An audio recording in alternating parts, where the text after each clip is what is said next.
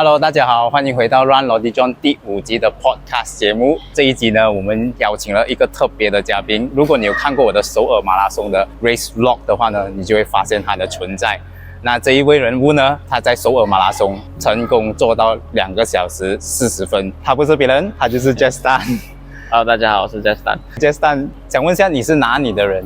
我是槟榔人，然后你现在常常都会来 KL 这个地方吗？对，我现在是住在 KL， 跟我女朋友一起，然后 training 也在这里 ，training 偶尔会回去槟榔。所以你的工作性质是不需要你回到 office 的是吗？对，我是 work from home 的。哦，所以你才可以有这么多时间来到 KL 这个地方。对，时间比较弹性。所以你是比较喜欢 stay 在 KL 呢，还是在槟榔啊？给你选。哇，这题有点危险。陷阱题。就是如果讲说跑步来说，我会比较 prefer 在 KL， 因为 KL 比较多地方跑步，然后也比较多 track 可以用，然后比赛也比较多。你本身就是出生在槟榔的嘛？对，我本身出生。然后我发现哦，跑步界里面啊，槟榔人啊，好像据说很厉害一下的哦，我不知道你有没有听过啦。因为根据最近 social media 有一个报道啊，就是讲到 From Run Malaysia 的啦，报道讲到2025年 Q1 的全马排名啦。For 2025年的话，你拿到第5名哎。对，你就是整个2025年里面你是排名第5的。是，那个是暂时啦，那个是这个 for 这个 Q1 而已。可是还是能够排到 Top 5都算不错。我发现这个报道里面呢，有6位是槟城人是吗？是，所以来自槟城。其实照理来讲，全马有6位是槟城人，我觉得槟城人都蛮厉害的。你怎样看这件事情？可能只是刚好槟城人都在这个时候去比赛拿到成绩，还是槟城人的基因比较厉害跑步哎？你觉得？我觉得啊，没有这样讲的吧？没有这样讲啊？因为 KL 也是蛮多高手的，其实只是可能就这一次刚好在这个1月、2月、3月，然后我们就是槟城那一班朋友也刚好有一起出赛这样子，然后他们的成绩本来就已经不错的，然后出到国就可以更加好的表现，对，所以希望你的排名在2025年还是能够榜上有名。对，不要再超越了。适可而止。然后我好奇，因为讲到你喜欢跑步，你是几岁开始接触跑步这个运动的？我是比较迟了，我是28岁开始接触长跑这个项目。之前你都不是一个 active lifestyle 的人吗？以前是啦，小学、中学就有打篮球，有跑步、田径咯。以前是跑短跑100米，然后有踢足球、打羽球。然后为什么会开始跑步？为了减肥，因为那个时候after 毕业了，然后出来工作之后，有几年是完全没有运动。你就是坐在那个 office 的 desk 那边这样吧？对，然后一直吃，一直做，又没有运动，就越来越肥。我好奇你最重达到几高？差不多要接近80 kg。没有想到哎，你这样瘦的身形可以达到80，可是你的基因从小都是易胖体质呢，还是你是瘦的体质？我觉得我容易胖也容易瘦哎，可是我从小到大都是瘦的，直到就是刚开始出来工作那段时间就胖了些，然后到现在运动了又瘦回去的。所以你那时做工了过后，你就开始变胖，然后你就开始接触跑步。对，为了要减肥。然后一开始的时候是不是很辛苦呢？你觉得？是，一开始很辛苦，因为我本身是一个没有什么耐心的人然后因为长跑那个时候对我来讲，可能5公里已经是一个长跑了，因为没有跑步过的人，对，1公里都很难熬了。然后就是一开始就觉得辛苦，会觉得枯燥乏闷因为一个人自己一个人的运动。是一个人，可是也是因为是自己一个人运动，所以你比较容易去开始，因为你不需要去约人家一起出来。对，不像篮球或者羽球，对，都需要partner你才可以做。尤其是像我这样没有朋友的人，就是出了社会之后就比较难约了。对，所以过后你就开始接触跑步，然后你一开始其实你是 train 了多久，你才开始进入到半马、全马这样的长距离？哦，我是2019年那个时候年头开始跑步的，然后我的第一个半马应该是在6、7月这样子。你就说你接触少过1年你就跑半马了？对。然后那个时候第一个全马的话也是少过1年，第一个全马是2019的扎巴，哇，那个时候是9月。你也很快一下哦，还没有跑1年就。那个时候是年轻旺盛。不是，因为那个时候就是刚跑步的时候，不知道这些东西，不知道有 event 那些。然后所以你的全马是你自愿去，还是你朋友拉你下水的？是朋友，损友，就是因为有已经在跑步的人了，所以他就有跟我讲说，如果你跑步，你想要找一点motivation，你就报一些赛事，然后你就有一个目标可以去 train， 所以他就帮我报。我不知道，我没有那个概念啊，就是全马大概是要怎样跑、怎样练，然后他就帮我报了名。然后第一场是什么？你还记得吗？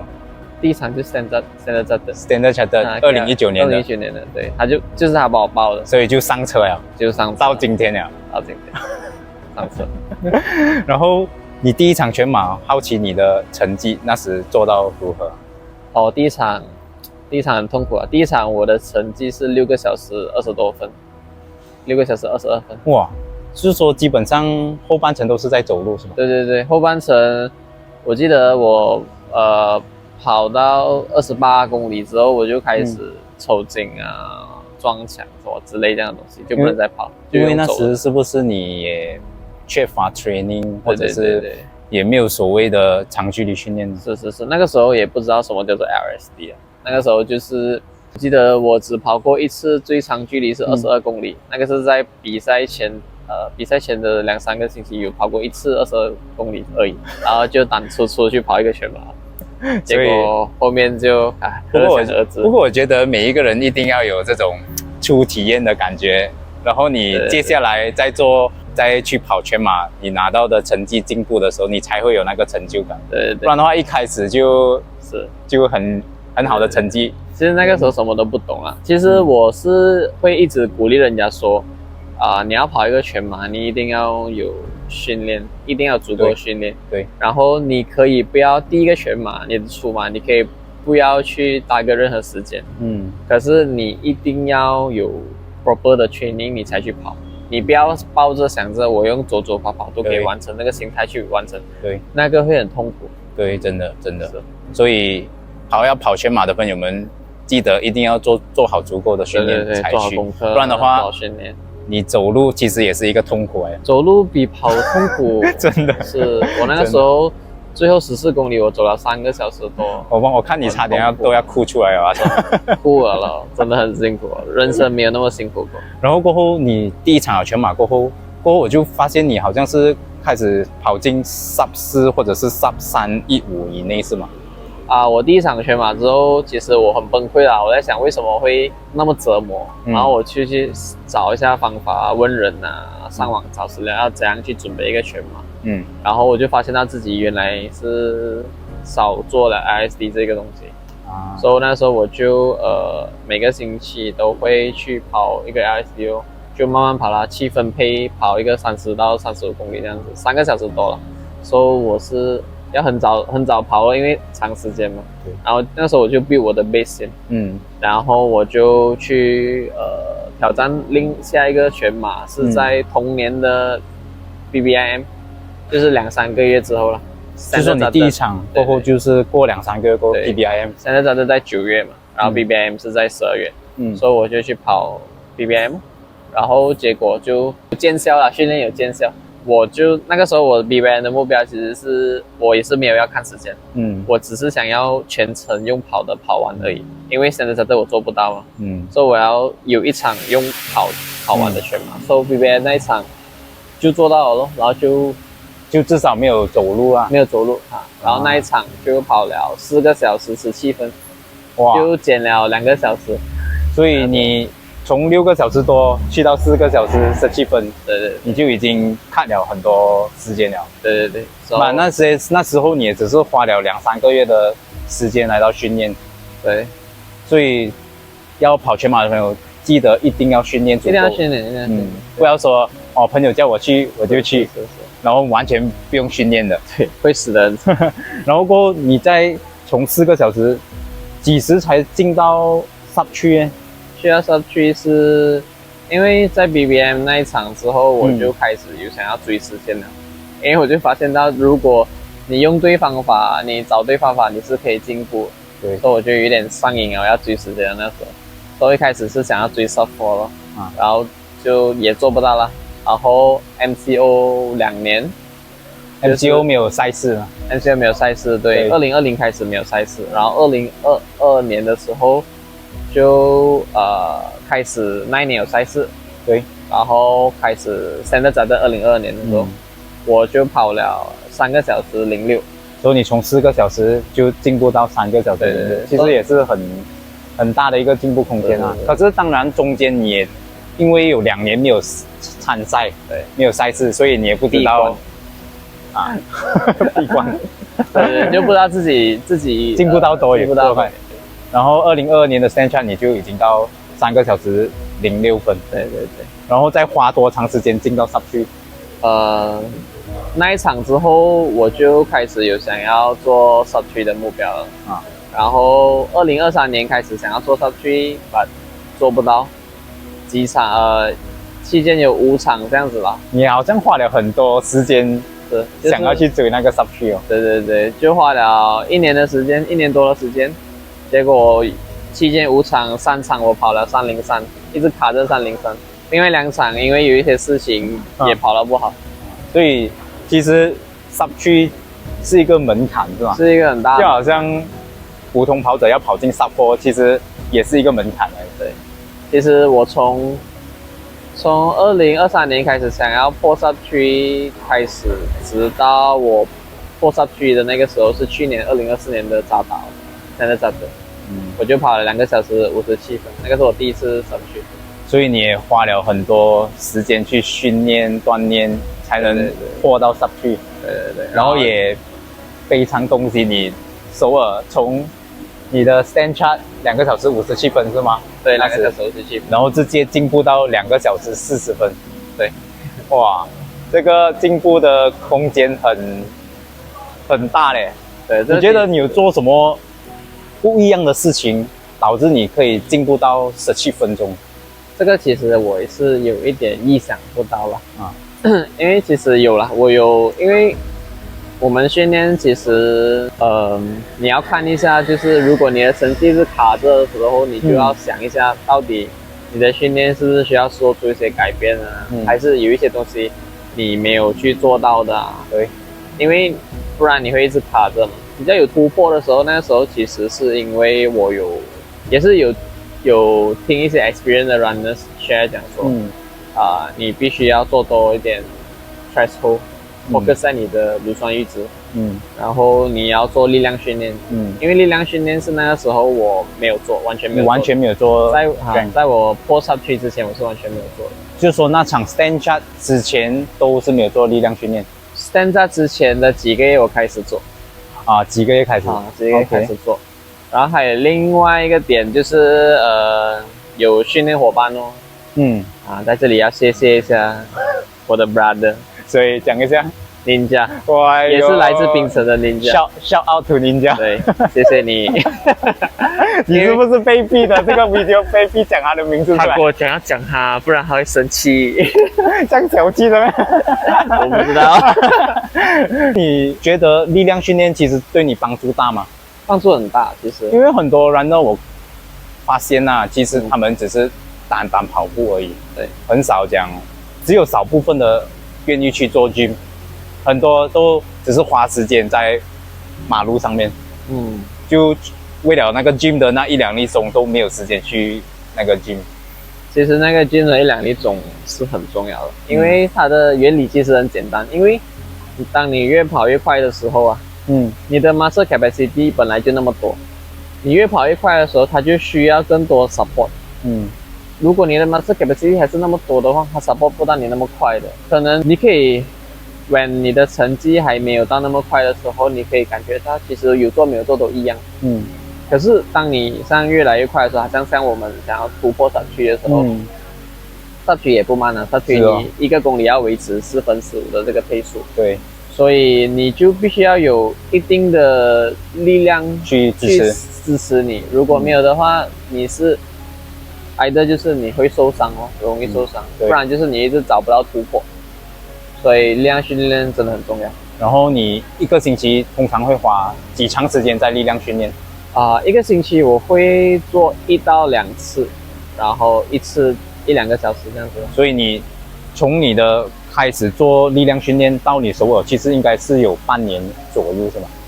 还是超过半年了已经？差不多半年了。所以这个半年就可以马上看到成绩的进步。所以如果你在看这个影片的话，你卡在一个地方，你的成绩无法突破的话，我们是建议你可以有机会的话，你就可以去尝试下做 gym， 可能你成绩会突破更加好，更加快。一定会的，一定会的。可能你一开始看不到成绩，可能也不是半年你就看到成绩。可是有些人啊，就是有遇到一个问题，我需要 gym， 我不知道要做什么嘞。其实这个东西很简单而已啦，因为现在资讯那么多对吗？你随便 YouTube 去找一下小红书就是那些 runners 要做的需要做的一些训练，很简单，你都可以做。如果真的你没有办法去 gym， 你也可以在家做。对 ，body strength body weight 的 workout 也可以。对，只是去 gym 会比较好，是因为它有 equipment，so 比较简单，对，也比较快这样子。对。然后还有就是，如果你们有看我的首尔马拉松的影片的话，你会发现最后一幕有一个人非常的感动，抱着他的女朋友。我不要讲是谁啦，我很想问一下，当下其实你的感受是怎样的？因为我相信你应该是经历了很多东西，然后刚好又被我的老婆拍到那一幕，所以我想问一下你当下的心情是怎样？其实那一次是我第一次吧，我第一次跑完一场比赛而哭。其实我是带着245的 sub 245的目标去的，然后因为我告诉人家说我想要做245的时候，其实 OK 啦，有一些人会觉得讲说，你之前是才跑257，对，你现在这样快就想要做245，你可以吗？有些人会有一些质疑啦，就是然后也有一些鼓励我的朋友啦，就是说245你没有问题，就是一起训练的伙伴呢。好像人家这样跟我讲，没有245不要回来。第二次提到他哦，等下要加鸡腿哦，不对，然后会有一点点的压力，其实也是对我自己的一个期待啦，对我一点的期待，也不是讲压力啦，就对我自己一个期待，因为毕竟我首尔这一场我花了最长时间了，就是一个完整的16个星期的这个训练周期，我花在首尔的这一场比赛里面，都是花了很多时间，然后花了很多的精力去准备这一场。对，然后当时我记得当我cross 那个 finish line 的时候，其实当下我是没有什么感觉的，因为那时候其实我已经破了我的目标了 sub 25，可是当时候我就差了那10多秒可以破 sub 240。跟观众讲一下，它是240114秒。对，那时候是因为抽筋的关系，所以必须被迫放慢。然后当我过线的时候，我就又有一点小遗憾吧，就是如果没有抽筋的话，是不是可以突破240？直到就是我有遇到几个日本跑者在我前面的，然后他们有问到我讲说你跑到怎样啊，有没有 PB 啊？然后我就告诉他们我有 PB 了，他们也问到我之前跑多少。然后是说257，然后这是我第一场 overseas， 然后他们就很惊讶，这样说哇，17分钟，很 impressive， 就是很好，然后当时我才一种醒的感觉啊，就是其实自己做得不错，然后我就自己一个人走回去收拾东西什么，然后等着我女朋友，然后还有你老婆他们来的时候。我就自己有在那边想啦，就是看着天空那边想，过去的16个星期啊，或者是过去的那几年，自己是怎样一步一步走过来的。对，因为这种东西，你 training 自己一个人 training， 没有人知道，自己花的时间，自己每一天这样早醒，对啊，周末又比平时日更加早醒，去花的时间来 training， 然后当下你一跑完，一定会有那种感触。对，我也怀疑过自己几次了，尤其是之前一直破不到3的时候，然后直到现在有一个大的突破，然后当我看到我女朋友那一幕，我就忍不住了，直接就哎呦，忍不住流下男儿泪啊！流下男儿泪啊！刚好那一幕又被我的老婆拍到，因为那时他抱着他的时候，我还在努力的路上，还没有到终点线。相信很多跑者都会有这种感受。你觉得首尔马拉松这场赛事啊，会好跑吗？其实是真的很好跑的，它的路线方面，只是有2点，我觉得是没有那么好。就是第一，就是它的水站，它没有隔5公里才一个水站，是比较少的。如果比较好的是2.5一个，对，这是最好的了。因为你如果 miss 掉其中一个水站，对，你下个水站就是距离10个 K 啊，我从3个到下一个，对，而且你也比较好去 plan 你的补给。对，如果2.5一个的话，对，5公里就变到你挨的5公里补一次，或者10公里补一次，10公里又好像太长，5公里又好像太短。对，所以我觉得这个方面呢，其实那时我知道是5公里的时候，是在前几天我才发现是5公里一个水站，所以那时我的时候，我就 plan 我的那个补给的时候啊，我也是有一点头痛，到底我要几时吃觉呢？因为当我要吃觉的时候，可是又没有水站，好像我7.5我要吃觉，可是我又没有水站，对，所以或者是吃盐的时候，对，又没有，你就会遇到这样的问题，对。然后另外一个问题，我不知道你会不会有这样觉得，首尔马拉松真的是很冷，对，这个就是另外一个问题，我要讲了，太冷了，就是除了5公里一个水站是一个问题，另外一个问题是太冷了，其实好像前一年都 OK 的，对，那个温度都 OK 的，只是我们今年就比较衰一点，就遇到下雨啊。所以你喜欢那个冷吗？不喜欢，真的很冷。冷过龙还是？冷过龙了啦，体感零下1度嘞，太冷了。是哦，太冷了。可是心率就很低啦，心率很低。其实不需要到那么冷，心率都可以低了。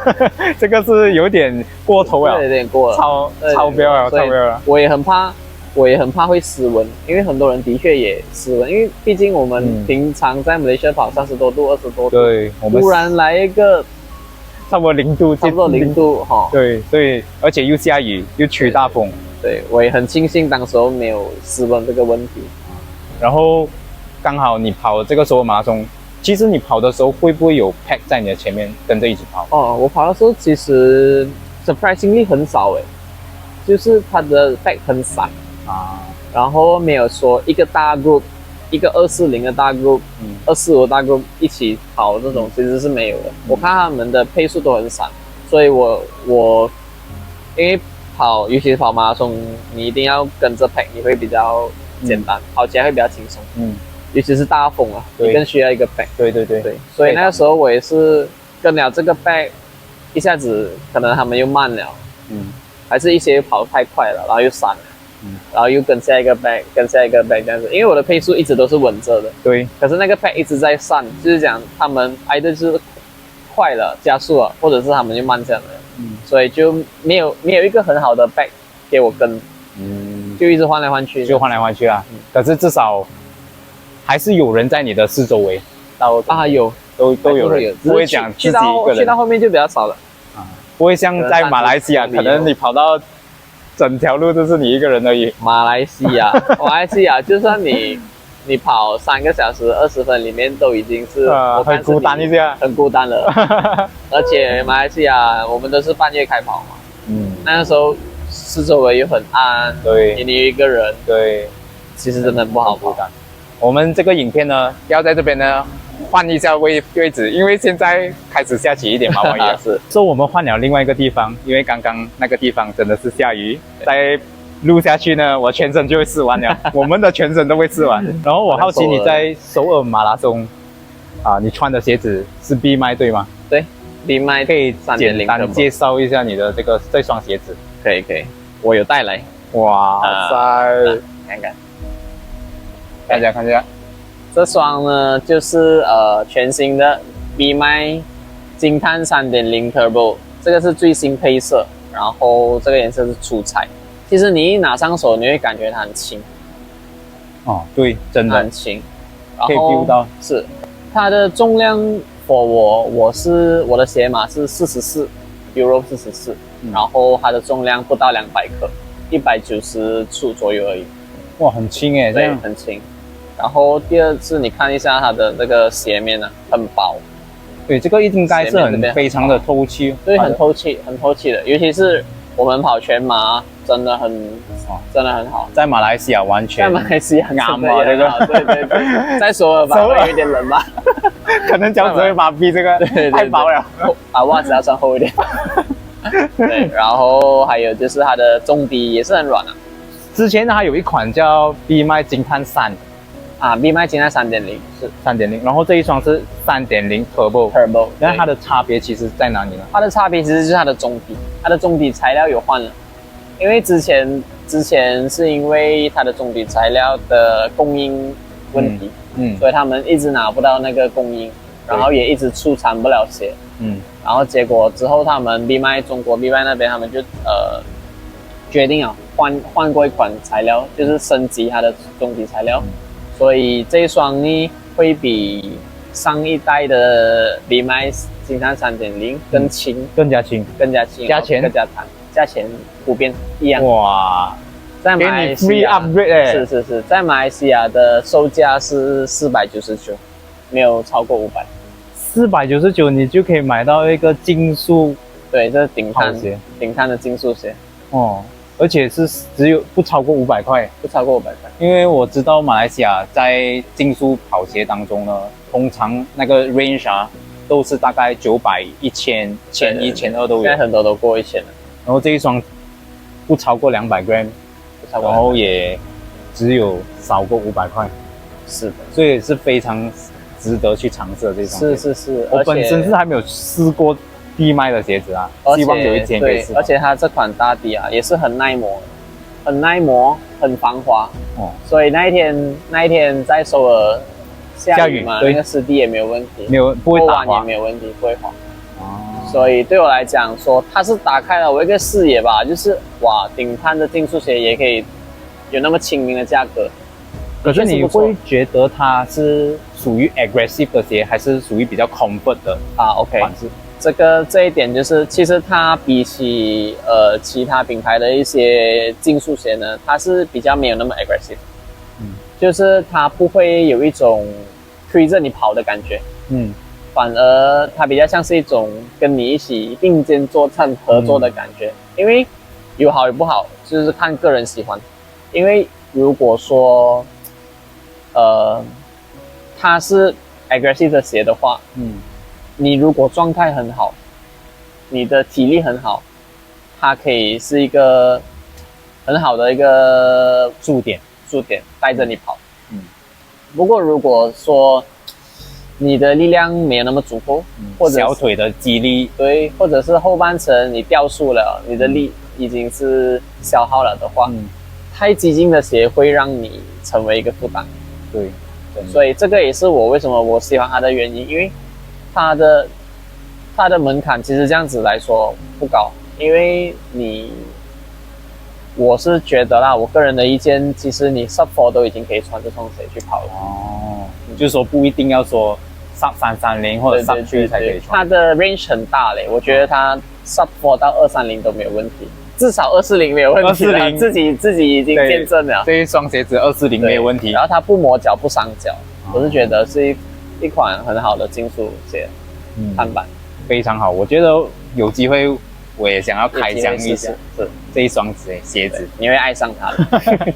然后说回我们的那个training 的话，我发现你最近在今年2025年开始加入 TRS， 对，的 Running Saga。的 Running Saga。我觉得应该有很多人会好奇，要怎么样才能加入 TRS 这个 team 呢？因为它是不对外开放的，是吗？对对对，它是 by invitation 啊，其实是这样子啦，因为 DRS 一直以来在马来西亚跑圈都有听说吧，DRS，对然后尤其是里面有很多 elite 在里面，对，然后其实那个时候是一些机缘巧合下吧，因为 DRS 有时候也会做一些 long run，对，然后我就有去 join 他们咯。然后就有看那些大神啊，哈吉阿斯曼他们那些大神，对，他们有在跑龙然后我就有跟着他们一起跑哦。那时你还没有加入他们的，那时候还没加入他们，对，只是 join 他们跑而已。然后那时候因为那时候我也经常能够跟他们一起完成整个 long run，因为通常一批人一起开始，可是慢慢后面人会越来越少人了。对。然后我可以跟他们跟完整个 session，然后我们 DRS 有一个 manager，然后他就开始有注意到我了，然后那个时候我们也是比较 close，然后我有时候也开玩笑问他，macam mana nak join DRS， 要怎样才能加入 DRS 这个跑团？然后他都没有回答啦，他就是一直笑笑而已，然后直到有一次就是去年的 RTD，去年的 RTD 那个是 5K track challenge， 对，就那一场我就跑了sub 16分钟54秒，然后那个时候我就拿了Men's Open category 的冠军，然后他就有被我impress 到啦，之类的，然后他就有来问我一些问题了，就是比如讲说你是不是真的想要进步，因为这个 group 其实他们是比较 more focus on athlete 的，就是好像以前 Haziq，也不是那么强的时候，他们就一步一步把他带上来，所以就是我也想要有一个这样的 group 跟着我一起进步了，因为有 training partners 的确是比较好的。然后你会觉得 join 了 TRS 过后，跟你以前的训练方式或者训练模式有什么差别吗？有，就是 DRS 他们很注重在long run 的 session， 他们是比较 hardcore 的 long run session。他们不是 LSD 是吗？他们不是 LSD， 他们的 long run 都是 workout 的，就是你会跑前面可能跑 easy，后面会进入到你的马拉松配速，然后也有可能会进入到你的半马的比赛配速这样子。所以它是一个长时间，可能2个小时或2个小时半的一个 long run 这样子，在里面你要加入一些不同的配速，不同的 workout， 就会比较辛苦。可是好的一点是因为我们就是我们那 manager，他会帮我们，就是我们做 long run 的时候，他会给我们喝水，给我们补给，他会骑脚车跟着我们，然后拿水给你们。对，所以你们完全其实是不用停下来喝水休息。对，因为他也讲说，因为像我们这种像我们这种训练的话，其实我们更多是要模拟比赛的那个模式，所以比赛我们也不可能停下来喝水，真的，所以也是就是要我们习惯哦。而且我发现你在 TRS 训练的话，你找到一般伙伴一般同样配速或者是比你快的伙伴一起训练的时候，你自然而然也会跟着他们一起进步，对吗？对，这是一定的，其实很难得。如果有同配速或者是比你快的人愿意带你，其实真的是一件很难得的事情。所以如果大家有机会找到跟自己相同配速的朋友啊、伙伴啊，就其实你可以跟他们一起训练，这样会帮助到你。好过，因为我本身如果我自己一个人训练的话，通常你耐不久，你就会很有那个放弃的念头。是 mentor 那边。可是如果你有一个 group， 然后你这个 group 是差不多跟你同样配速，或者是有比你快的人在里面的话，他们就可以带着你一起跑。对，互相鼓励，互相扶持。对，我觉得这一点是互相带，非常重要的，真的很重要。所以在这个影片结束之前呢，你有什么话想要对我们的观众说，鼓励一下他们在跑步的这个路程当中 ？OK，其实最重要是第一是不要急，要有耐心。就是只要你坚持训练下去，有一天你一定会看到你的成绩的。然后假如像我们刚才讲的，假如你遇到瓶颈啊，卡着了，你就要去想一下，去问一下比你资深的跑者，到底他们有做哪一些东西是你现在目前没有做的，你可以向他们学习，对，可以放在自己身上去尝试一下，看能不能突破这个瓶颈。对，可是也未必每一个方式都适合每一个人。对，未必每一个方式都适合每个人。对，也许你跑这样的模式适合你，然后不适合我，所以有时我们也是要 try and see， 看一下哪一个方式是最适合我们本身的，然后我们就 stick to 那个 plan 去做，直到你遇到下一个瓶颈的时候，然后你再换另外一个模式，的确，然后再看这样子的。好啦，这集的影片呢，我们就录到这里啦。如果你想要追踪他更多关于他的跑步资讯的话，可以去 follow 他的 IG， 还有 Facebook， 对，也可以 follow 我的 IG， 我会把那个 IG link 放在下面。好，然后如果你喜欢这一集影片的话，记得按 like、subscribe and share， 也要记得 follow 我的 IG。我们下期见，拜拜，拜拜。